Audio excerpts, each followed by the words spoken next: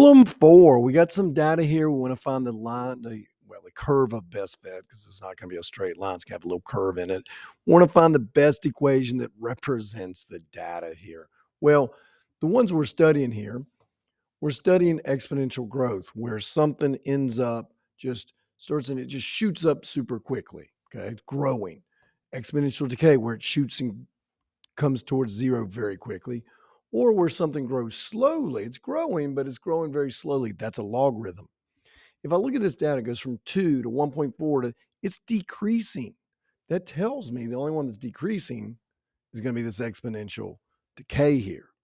So it's going to be a formula y is equal to something, we call it the a value, times b to the x power. That b is going to be a fraction because it's decreasing. It's a 0.8 or a 1/2 or it's something.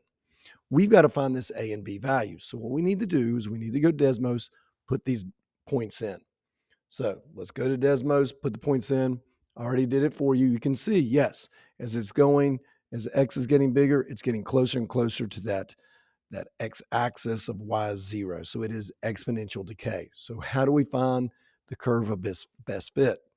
So I'm going to come in here to 2. I'm going to open this up. It's fine. Well, let's go back to our numbers.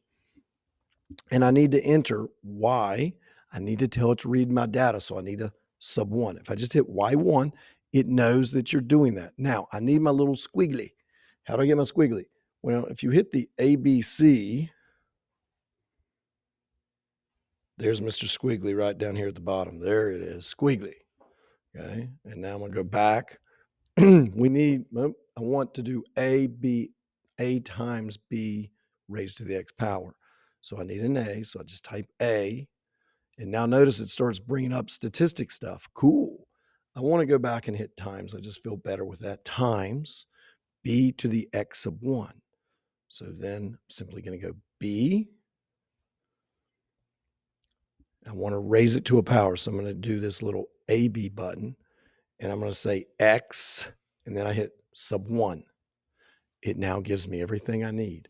Notice it draws this line in here and it hits the numbers almost perfectly. Not perfectly, because you'll notice right here too, that dot is a little bit above it. That's a little bit below it.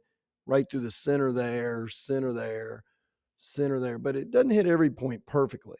But pretty stinking close. Notice we look here, our R squared value is a 0.998. In other words, it is almost a perfect 1, meaning it's almost a perfect correlation coefficient, so it's almost perfect.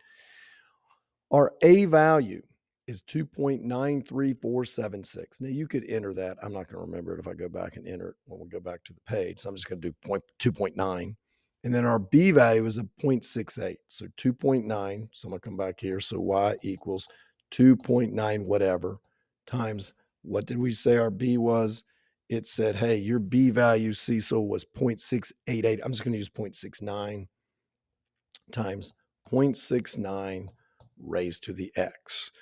This is pretty close. If you put all the numbers, you'd be more accurate. That is pretty close to describing the data we have. That's the line of best fit or the curve of best fit here for this problem.